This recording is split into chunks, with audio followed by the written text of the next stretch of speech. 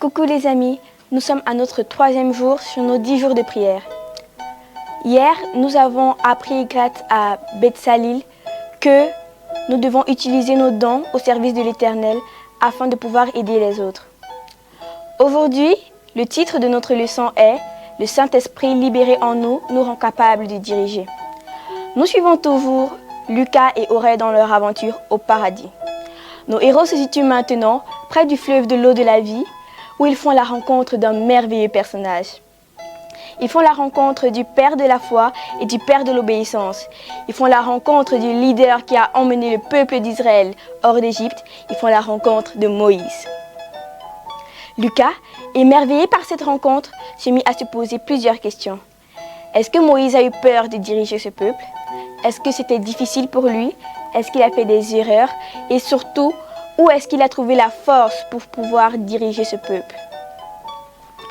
Moïse était un homme simple qui faisait juste de son mieux pour diriger le peuple d'Israël et plaire à l'Éternel. Bien sûr, il a fait bien des erreurs et il avait plusieurs craintes.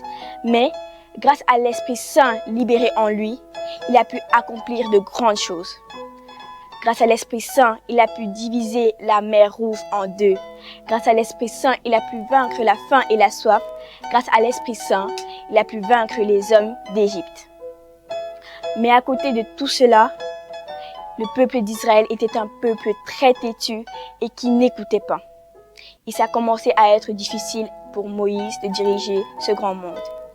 Alors, l'Éternel, dans sa grande bonté, voyant cela, dans Nombre 11, le verset 16 à 17, dit à Moïse de chercher 70 anciens de chaque tribu et de les emmener à lui afin qu'il puisse divulguer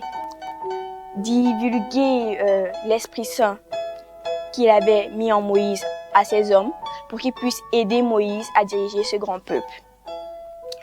Moïse aujourd'hui, ça pourrait être toi, ça pourrait être moi.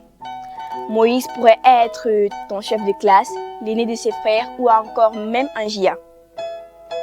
Mais l'Éternel attend de nous que nous puissions être courageux comme Moïse. Il attend de nous que malgré nos peurs, malgré les erreurs que nous allons faire et malgré toutes les difficultés qu'on aura devant nous, que nous puissions continuer le projet de l'Éternel et que nous soyons courageux. Dans Josué 1, le verset 9, il dit « Fortifie-toi et prends courage ». Aussi, l'Éternel veut que nous ayons certaines capacités en tant que leader.